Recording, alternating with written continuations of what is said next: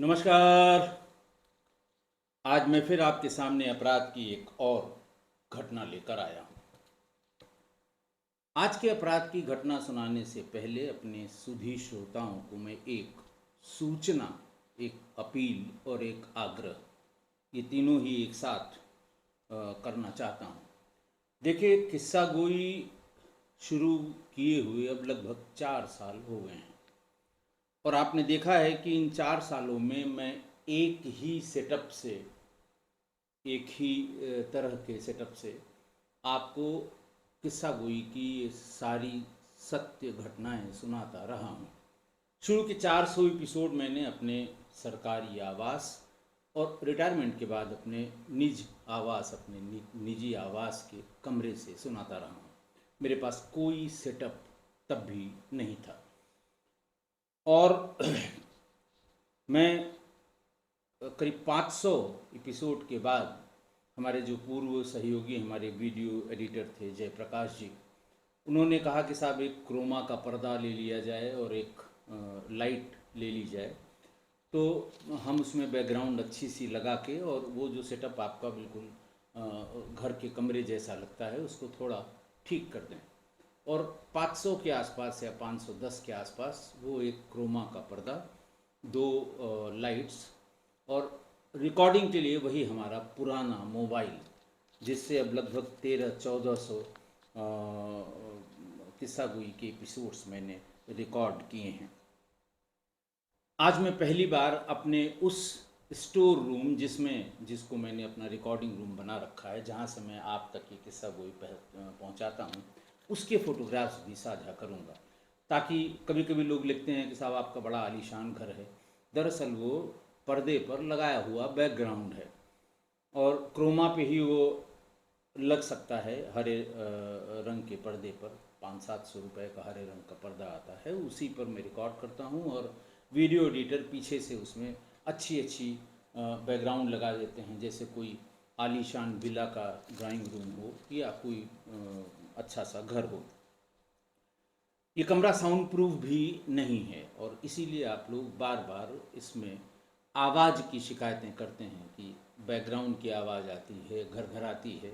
लेकिन जैसा मैंने कहा कि मेरी कोई जो बेसिक चीज़ें होती हैं, लोग उनका इंतज़ाम करने के बाद ये इस तरह की एपिसोड रिकॉर्ड करते हैं। तो ऐसा नहीं है, मेरा उद्देश्य सिर्फ आप तक अपराध के सच्ची बातें और उससे बचने के तरीके पहुंचाने की कोशिश करना था, वो मैं आज तक कर रहा हूँ। अभी मैंने आपसे ये अनुरोध किया था कि मैं एक बार बार आप सभी कमेंट्स देखिए कि साहब समसामयिक, जैसे ऑपरेशन सिंदूर हुआ, 50 लोगों ने कहा साहब इस पे भी एक एपिसोड बनना चाहिए, और तमाम लिव इन रिलेशन पे एक अलग से एपिसोड बनना चाहिए, और जो ज्वलंत मुद्दे हैं उन पर भी एपिसोड बनाना चाहिए।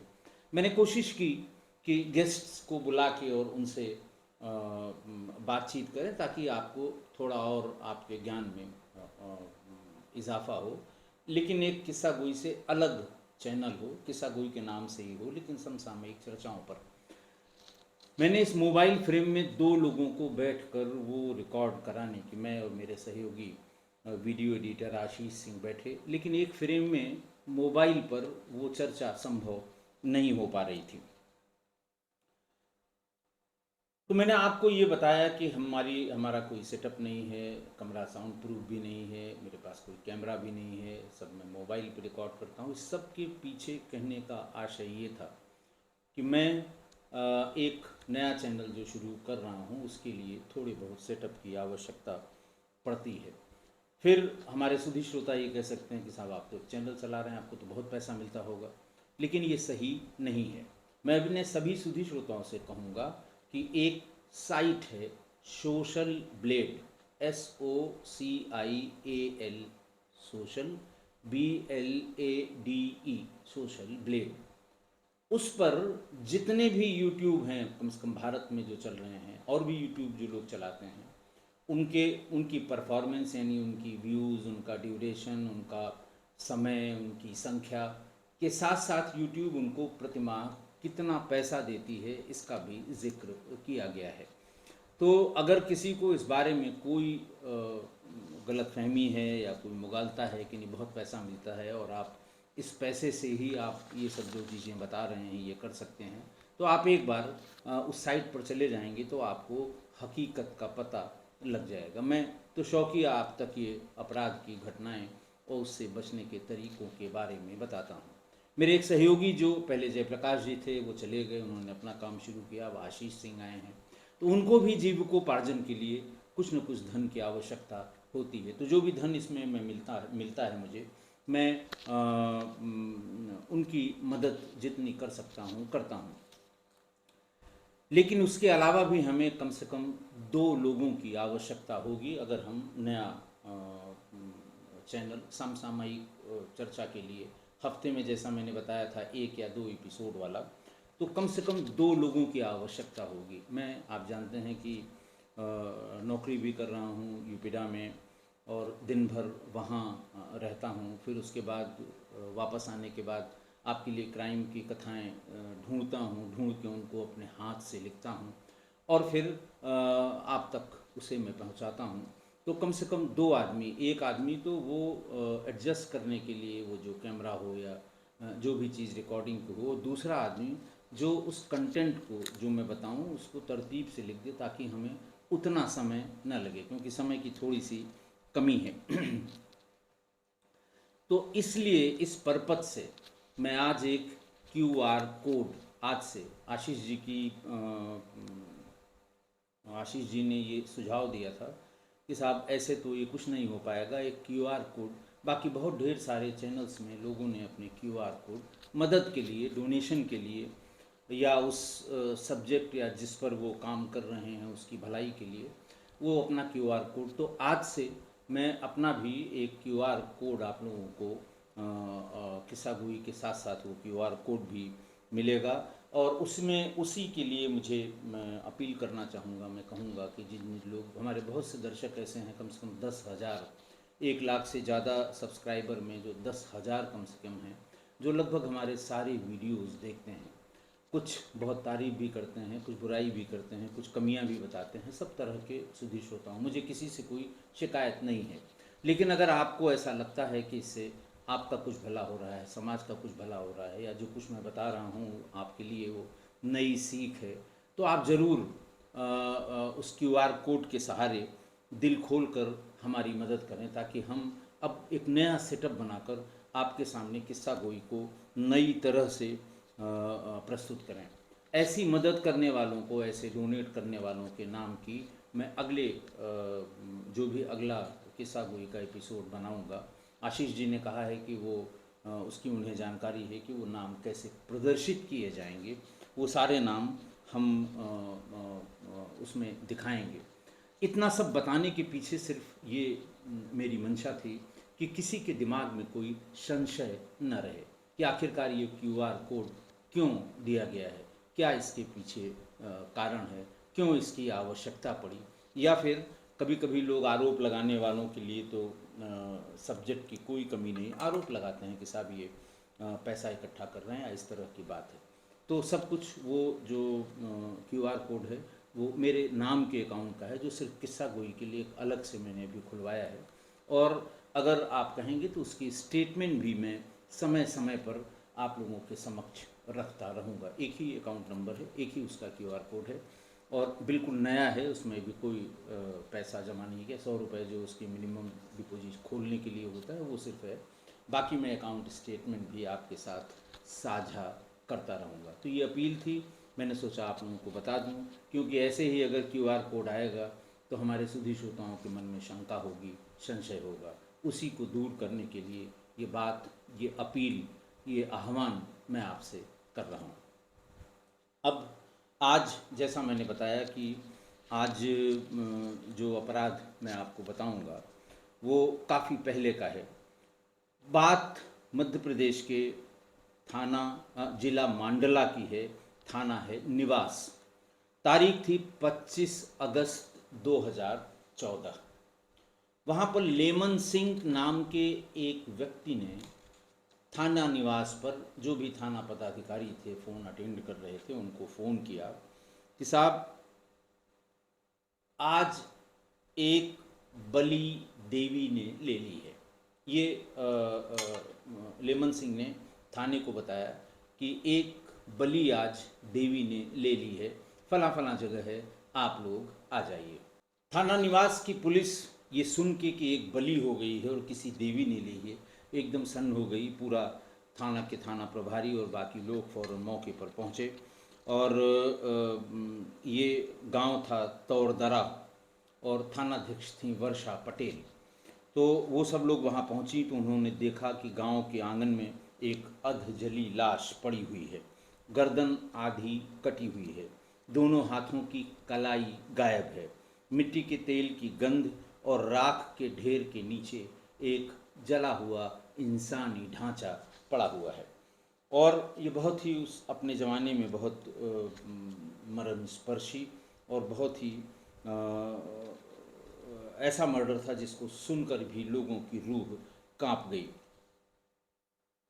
तो ये सूचना पाकर सब लोग वहाँ पहुँचे और ये सब वहाँ पर देखा। फौरन सवेरे होने का इंतज़ार किया गया क्योंकि ये फ़ोन रात में आया था। और ये घटना 25 तारीख की थी, 25 अगस्त 2014 की। 26 अगस्त को सवेरे सारे पुलिस की टीम वहीं मौजूद रही। 26 अगस्त की सुबह सुबह जब सूर्य की रोशनी हो गई, उसमें उस पूरी लाश को सील किया गया, पंचनामा उसका लिखा गया और पोस्टमार्टम के लिए भेज दिया गया। मौत का सही कारण जानने के लिए जो पोस्टमार्टम किया गया वो डॉक्टर मनोज कुमार चौहान ने किया था।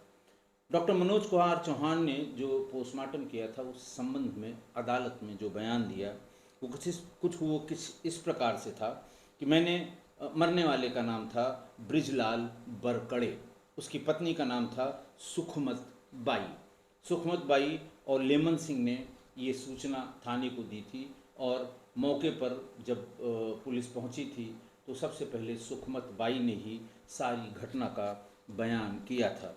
तो डॉक्टर मनोज कुमार चौहान कहते हैं कि शव को उन्होंने पहली बार दिन में 12:30 बजे देखा। तारीख थी 26 अगस्त 2014।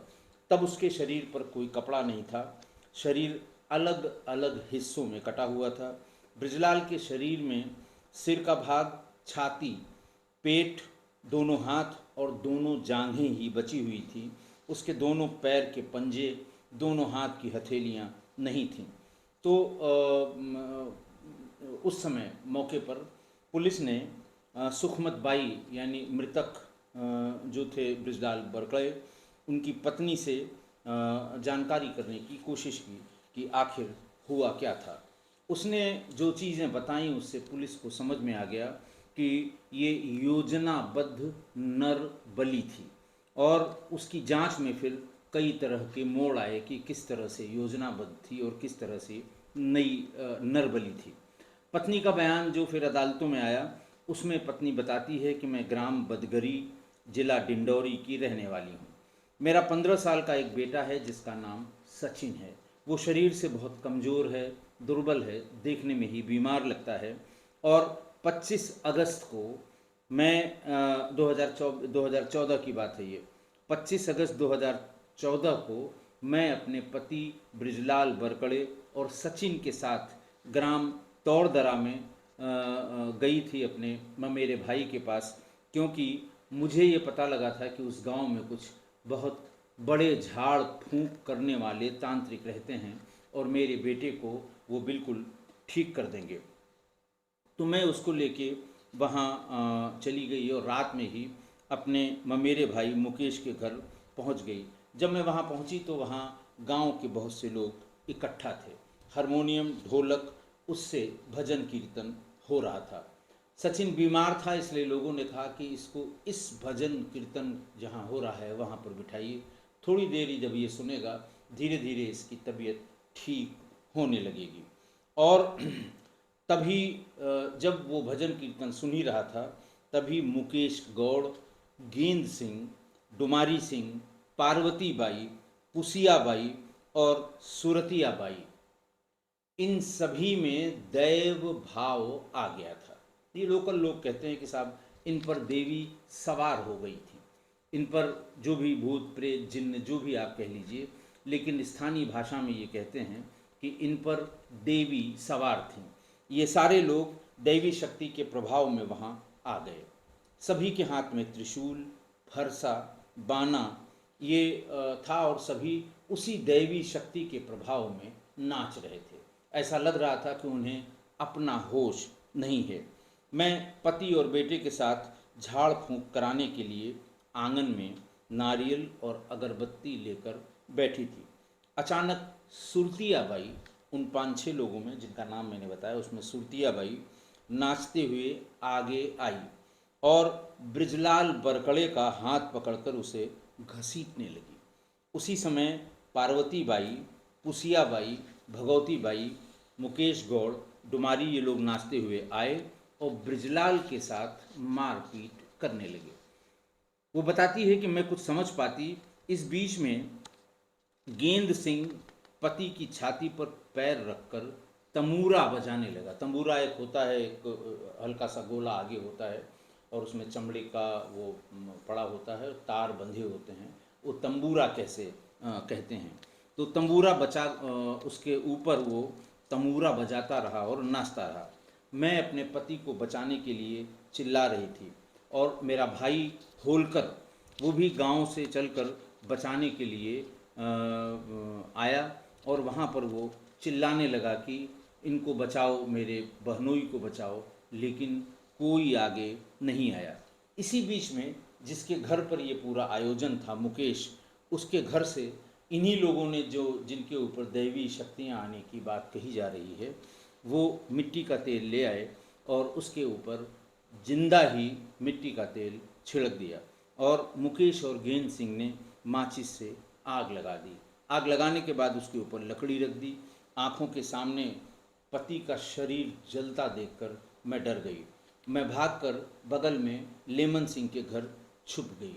मुझे लगा कि ये लोग मुझे और मेरे बच्चे को भी मार देंगे।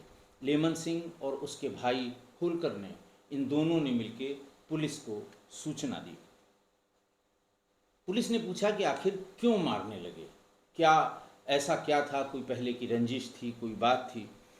तो ब्रिजलाल बरकड़े की पत्नी ने बताया कि मेरे भाई मरावी से जब मैंने बात की थी तो वो ये कह के ले आए थे मुझे कि ये लोग बहुत ही सिद्ध तांत्रिक हैं और इनके ऊपर देवी आती हैं और ये बिल्कुल बच्चे को ठीक कर देंगी। और ये भी बताया था स्पेसिफिक कि पार्वती बाई को देवी आती हैं और खुद पार्वती बाई के शरीर में वो प्रकट होती हैं और तभी वो झाड़ फूंक करती हैं। ये सब लोग जब आए और उसके शरीर पर नाच गाना करने लगे तो ये कहने लगे कि ये बहुत बड़ा तांत्रिक है, मेरे पति यानी ब्रिजलाल को, और इसको मृत्यु दंड दिया जाना आवश्यक है। इसी की वजह से इसका बेटा बीमार रहता है। ये कहते हुए सब लोग उसके साथ मारपीट करने लगे। पुलिस को ये कारण बताया मृतक की पत्नी ने। अब पुलिस को धीरे धीरे समझ में आ रहा था कि ये अंधविश्वास की उपज अकेले नहीं है बल्कि एक गहरी साजिश है। ब्रिजलाल एक बलि का बकरा था जिसे दैवी संकेत के नाम पर चुना गया था। एक सामूहिक उन्माद का परिणाम था जहां धर्म की आड़ में हैवानियत छुपी हुई थी। गांव वालों से पूछताछ करने की कोशिश की गई लेकिन ज़्यादातर गांव वालों ने चुप्पी साध ली। ये कहा कि देवी के खिलाफ हम बोल नहीं सकते हैं। तो गांव के लोगों की ये हरकत देखकर या उनका ये व्यवहार देखकर पुलिस को ये लगा कि ये यही लोग जिन्होंने मारपीट की है, ये सिर्फ यही नहीं बल्कि पूरा गांव आरोपी है और सैकड़ों मूक सहमति देने वाले गवाह भी हैं। शुरुआती गवाही और मेडिकल रिपोर्ट के आधार पर कुल 6 लोगों के खिलाफ पुलिस ने रिपोर्ट दर्ज कर ली, जिनमें पार्वती बाई मुख्य आरोपी है, जिसके लिए कहा गया था कि इसके शरीर में देवी आती हैं। दूसरा भगवती बाई पति डुमारी गौड़, तीसरी सुरतिया बाई पति मोहन सिंह, फिर गेंदालाल, डुमारी सिंह और मुकेश गौड़। इन 6 लोगों को पुलिस ने आरोपी बनाया। शरीर में कुछ बचा नहीं था, हड्डियों का ढांचा था, दोनों बाहें और पैर अकड़ गए थे, दोनों आंखें बुरी तरह से जल गई थीं, गहरे घाव के निशान गर्दन के दाहिनी ओर मौजूद थे, पूरा शरीर गहराई तक जला हुआ था। शरीर से मिट्टी के तेल की जलने की बदबू आ रही थी। शरीर पर बहुत ढेर सारे घाव थे, बहुत खून बह चुका था, फेफड़े, गला और मुंह सब जल चुके थे। तो इन सारी रिपोर्ट्स और पोस्टमार्टम से ये तय हो गया कि ये बेरहमी से मारना, सामूहिक रूप से मारना, ये सिर्फ धर्मांधता ही सिर्फ नहीं है, इसके पीछे और भी कुछ है। क्योंकि गवाह सब चुप थे, आरोपी खुलेआम घूम रहे थे। पुलिस को ये विश्वास होने लगा कि अगर समय से कार्रवाई नहीं हुई तो और भी बृजलाल इसी तरह मारे जाएंगे। ये पुलिस को ये मन बनाने में जो सारे सबूत मिले, उससे ये उसकी भावना ये मजबूत हुई कि इसमें कहीं न कहीं कुछ न कुछ गड़बड़ है।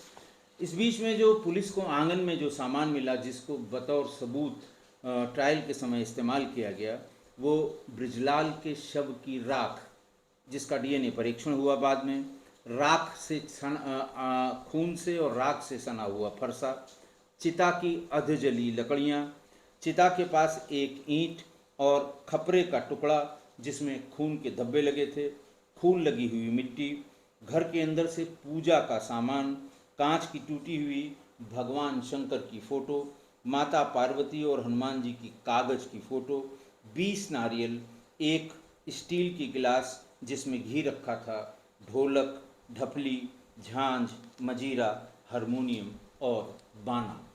मतलब ये साबित करने के लिए पूरा था कि यहाँ पर कोई तंत्र मंत्र की क्रिया हो रही थी और उसी बीच में इस व्यक्ति की हत्या की गई थी।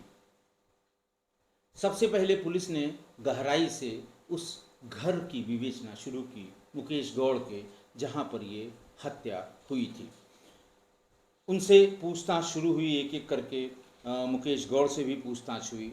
हत्या में जो उपयोग किया गया त्रिशूल था, घर के भीतर रखा था, उसे बरामद किया गया।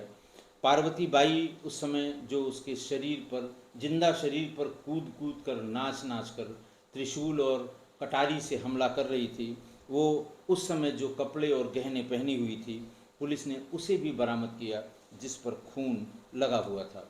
आरोपी मुकेश गौड़ ने मिट्टी के तेल की जो काले रंग की केन थी और वो जो अपने घर से ले आया था, वो भी पुलिस ने बरामद कर लिया। गेंदा सिंह के पास से पुलिस ने तमूरा बरामद किया, जब उसके शरीर पर नाचते समय वो तमूरा बजा रहा था। उसने डुमारी के हाथ से घटना के समय मौजूद फरसे को आग में फेंक दिया था, वो फरसा भी बरामद किया गया। पुलिस ने इन 6 के खिलाफ कोर्ट में चार्जशीट दाखिल कर दी। ट्रायल शुरू हुआ। बृजलाल की पत्नी सुखमत बाई ने कोर्ट में बताया कि अपने पति के साथ 15 वर्षीय बेटे सचिन को लेकर तौरदरा गांव में मुकेश के घर गई थी। वहां कीर्तन हो रहा था, बेटा बीमार था, उसको लेकर आंगन में बैठ गई। शाम को 7 बजे उन्हीं लोगों का नाम बताया कि ये लोग आए। जब वो पत्नी अपने पति के साथ वो दरिंदगी करने लगे, त्रिशूल, तलवार और बांके से मारने लगे, वो पति को बचाने के लिए दौड़ी, लेकिन किसी ने उसकी मदद नहीं की और उसे ये कह के कि ये शोधन है। ऐसा व्यक्ति जो जादू टोना करने वाला है, उसको स्थानीय भाषा में शोधन कहते हैं। अपने बयान में बृजलाल की पत्नी सुखमत बाई ने ये कहा कि ये सभी 6 लोग जो जिनके ऊपर इनके चेलों का कहना था कि इनके ऊपर देवी आई हुई हैं, ये कह के उसे मारने लगे कि ये शोधन है, इसे मारो, यानी यही जादू टोना टोटका करने वाला है, इसे मारो, तभी इसके बेटे की तबीयत ठीक होगी। मेरे भाई होलकर ने भी सबसे विनती की इसे छोड़ दो, लेकिन वो लोग ये कहते रहे कि ये शोधन है, हम इसे मृत्यु दंड देंगे। खैर, डिफेंस के लॉयर ने इन 6 लोगों की तरफ से जो उपस्थित वकील थे, उन्होंने भी तमाम तर्क दिए और ये कहा कि जब हत्या हो रही थी तो पत्नी और होलकर ये लोग बीच में क्यों नहीं आए। इस पर कोर्ट ने अपने आदेश में ये ओपिनियन भी लिखी कि सुखमत बाई पति की गर्दन में, पार्वती बाई जब वो त्रिशूल घोंप रही थी तो वो मदद के लिए चिल्ला रही थी, लेकिन किसी ने मदद नहीं की। उसे लगा कि उसे भी मारा जा सकता है, तो वो गांव में भागकर अपने भाई के साथ मदद के लिए चली गई। कोर्ट ने आगे लिखा कि 7-8 व्यक्ति त्रिशूल फरसा लेकर अगर किसी व्यक्ति को मारने पर आमादा हों, छाती पर कोई तमूरा बजा रहा हो, शरीर के अंगों को काटा जा रहा हो, कोई मिट्टी का तेल डालकर आग लगा रहा हो, तो ऐसी भयानक और पाशविक स्थिति को देखकर कोई भी सामान्य व्यक्ति बीच बचाव करने का साहस नहीं करेगा।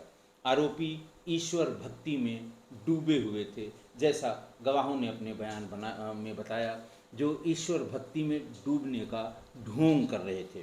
और ये डिफेंस का लॉयर कहता रहा कि साहब वो भक्ति में डूबे हुए थे, इसलिए उनको होश नहीं था कि वो ऐसा कौन सा काम कर रहे हैं जो कानून के खिलाफ है। कोर्ट ने ये भी कहा कि आरोपी पार्वती बाई, जिसने सबसे पहले त्रिशूल ब्रजलाल के गर्दन पर, उसके सीने पर मारा था, वो पहले झाड़ फूंक करती थी। और ये भी पता लगा कि धीरे धीरे करके आसपास के गांवों में ये हल्ला हो गया कि पार्वती बाई के ऊपर नरबदिया माता आती हैं। ये जिसे चेला चप्पड़ लोग होते हैं और ब्रांडिंग करने के लिए नए शब्दों में कहिए, सब जगह ये हल्ला हो गया कि इसके ऊपर जब ये पूजा पाठ करती है तो नर्मदिया माता आती हैं, और तब इसे होश नहीं रहता। डिफेंस के लॉयर ने इसे बहुत ढेर सारे लोगों को कोर्ट में प्रस्तुत किया कि साहब इस पर जब नर्मदिया माता आ जाती हैं तो फिर ये इसका एग्जिस्टेंस ख़त्म हो जाता है, नर्मदिया माता का एग्जिस्टेंस आ जाता है उस शरीर में, इसलिए उसको नहीं पता कि वो कौन सा काम कर रही थी, और इसी भाव में वो नाचते नाचते कई बार गिर भी गई थी। लेकिन फिर कोर्ट ने यही ओपिनियन अपनी दी कि भाव आने पर ही सही, गिरने पर कोई आदमी ये नहीं भूल जाता कि वो हत्या कर रहा है या पूजा कर रहा है। खैर, कोर्ट ने यह कहा कि इससे साफ होता है कि ब्रजलाल की हत्या का कारण झाड़ फूंक और उसके पीछे अंधविश्वास का लोगों में प्रमाणित करना, ताकि आरोपी खुद को दैवीय शक्तियों वाला बता सके। जो तमाम लोगों की गवाही हुई उसके लिए कोर्ट ने कहा कि ये सिर्फ ढोंग है, और ये बताने के लिए कि वो दैवी शक्तियों वाला है, इसीलिए उसे कुछ होश नहीं था, उसे कुछ पता नहीं उसने क्या किया है। आरोपी खुद को दैवी शक्तियों वाला बता सके, इसलिए ये सब ढोंग रचे गए और इसीलिए इतने गवाह पेश किए गए। अपने आप को अपने लोगों में महिलाओं में दया और करुणा का जो भाव रहता है वो इन महिलाओं में नहीं दिखा। कोर्ट ने पूछा कि आरोपियों के पास अपने बचाव में कोई और सबूत हो, तो कोई भी सबूत इन सभी आरोपियों की तरफ से अदालत में प्रस्तुत नहीं किए गए। केस में कोर्ट ने माना कि घटना के समय आरोपी सुरतिया बाई को शंका हुई कि ब्रजलाल किसी तांत्रिक विद्या को जानता है, और इसीलिए उसके जो वो जादू टोना कर रही है वो काम नहीं कर रहा है, उसकी विद्या काम नहीं कर रही विद्या उसकी काम नहीं आ रही है, या वो उतनी इफ़ेक्टिव नहीं है। इसलिए इन लोगों ने, पार्वती बाई ने ब्रजलाल के गर्दन में त्रिशूल घोंप दिया। कोर्ट ने कहा कि ब्रजलाल धार्मिक विश्वास को लेकर अपने लड़के के इलाज के लिए आरोपियों के प्रति आस्था दर्शित करते हुए वहां आया था, लेकिन उसने कभी सपने में भी ये कल्पना नहीं की थी कि उसके साथ ऐसा व्यवहार होगा। इस तरह तो बहुत डिटेल में जजमेंट दिया कोर्ट ने, और इसी जजमेंट में उन्होंने बताया कि इन महिलाओं में किसी में दया और करुणा की कोई भावना नहीं थी, और अपने ऊपर देवी के आने की बात बताकर, ताकि वो अपने अपराध को छिपा सकें, वो लोगों को गुमराह कर रही थीं। आरोपियों की कृत्य की प्रवृत्ति को देखते हुए इन्हें समाज में जीने का अधिकार नहीं है, ऐसा कोर्ट ने अपने आदेश में लिखा था। अगर उनके साथ न्यायिक नम्रता की गई तो न्यायिक पंगुता मानकर ऐसे अपराधी अपराध करने के लिए प्रोत्साहित होंगे, तब इस समाज को कानून की मदद से चला पाना कठिन होगा, क्योंकि आरोपियों की मानवीय मूल्यों के प्रति न कोई श्रद्धा है, न ही उसके प्रति उनका कोई विश्वास है। इसलिए सभी आरोपियों को उनके मरने तक फांसी पर लटकाया जाए, ऐसा कह के डिस्ट्रिक्ट एंड सेशंस जज ने इन सभी को फांसी की सज़ा सुना दी। फांसी की सज़ा अभी कुल 23 दिन पहले, आज से 23 दिन पहले दी गई है। आज की घटना, मैंने तंत्र मंत्र, टोना टोटका, ओझा सोखा, इन सब पर बहुत ढेर सारी अपराध जो हुए हैं उनकी घटनाएं सुनाई हैं, और ऐसी घटनाओं को एक जगह समेकित करके जादू टोना की एक प्लेलिस्ट भी बनाई है, जिसमें वो सारी घटनाएं हैं जो जिनमें तांत्रिकों, ओझा सोखा और बाकी ये जो मौलवी और ये जो लोग ये इस तरह का कृत्य करते हैं उनके बारे में, उनसे जो घटनाएं अपराध की हुई हैं उनके बारे में उस प्लेलिस्ट में आप जाकर ये सभी एपिसोड्स देख सकते हैं। वैसे कहीं और जाने की ज़रूरत भी नहीं है, आप इंटरनेट पे चले जाइए, आपको तमाम बाबाओं और तांत्रिकों के आश्रम की वीडियोस मिल जाएंगी। भक्त को देखते ही ये बाबा या साध्वी ये अजीब अजीब हरकतें करने लगते हैं, नाचने कूदने लगते हैं, चिल्लाने लगते हैं। सामने जो इलाज कराने आया है, जिसको वो मरीज कहते हैं, उसको देखते ही तरह तरह की बातें करते हैं, इसका साया है, उसका साया है, अभी मार डालूंगा, अभी निकाल लूँगा, तरह तरह की बातें ये करते हैं। और फिर उस बाधा के बारे में, जिसके बारे में बताते हैं, उसके उपचार करने का भी ढोंग रचते हैं। कहीं कहीं तो ऐसे मरीजों को बेड़ियों में बांधकर उनके उपचार का ड्रामा करते हैं, कहीं कहीं उनके साथ बहुत ही गंभीर मारपीट होती है। ऐसे बाबाओं और साध्वियों पर कोई देवता आते हैं, ऐसा उनके चेले सबको बताते हैं। आसपास के इलाके में ये भ्रम फैलाते हैं कि उन देवताओं के आने पर वो बाबा या वो साध्वी न बाबा रह जाते हैं न साध्वी रह जाते हैं, बल्कि उन पर जो देवी आती हैं वो वही आ जाती हैं और वो उन्हीं की तरह व्यवहार करने लगती हैं। इस घटना में भी अगर आप देखेंगे तो पार्वती बाई और सुरतिया बाई पर देवता आए और आते ही ब्रिजलाल बरकड़े के शरीर पर इस तरह से नृत्य करने लगे, जैसे ऐसा दिखाने के लिए, या लोग ये मानने लगे कि इनके ऊपर देवी ही आई होंगी। और ऐसा करते करते उसके शरीर में त्रिशूल घोंपने लगे, अंग प्रत्यंग काटने लगे। तो ये कौन से देवी देवता हैं जो इस तरह का कृत्य करते हैं? ये तो शुद्ध रूप से ढोंग है, और ऐसे ढोंग में भोली भाली जनता इतना डर जाती है कि इसका विरोध नहीं कर पाती। आप देखें, उस पूरे गांव में पुलिस को गवाह नहीं मिले, जबकि पूरा गांव उस समय इकट्ठा था जिस समय इन लोगों ने ब्रिजलाल को ज़मीन पर गिराकर उसके शरीर पर नृत्य किया, त्रिशूलों से, तलवार से और बांके से उसके शरीर के एक एक टुकड़े कर दिए, लेकिन किसी ने गवाही नहीं दी। पुलिस ने ज़्यादा जब दबाव डाला तो उन्होंने कहा, साहब देवी देवता के खिलाफ हम गवाही कैसे दे सकते हैं, हमारा नुकसान होगा।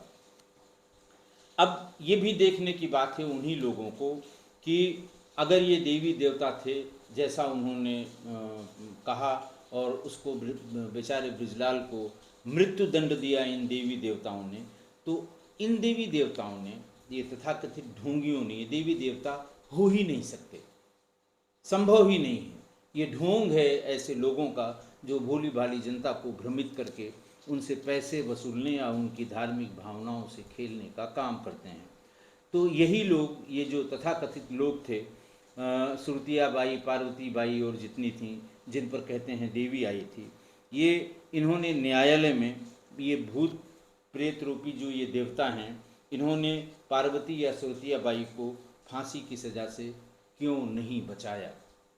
अगर ये उनके प्रभाव में ये सब कर रहे थे तो उनको तो बचा लेना चाहिए था, लेकिन वो नहीं बचाए। इसी से साबित होता है कि ये सब ढोंग था और ये सब ढोंगी थे। इसलिए मत पड़िए इन ढोंगियों के चक्कर में, ये आपको कहीं का नहीं छोड़ेंगे। आप न घर के रहेंगे न घाट के रहेंगे। आशा है आप मेरी इस बात से सहमत होंगे। आज के लिए इतना ही। बहुत बहुत धन्यवाद।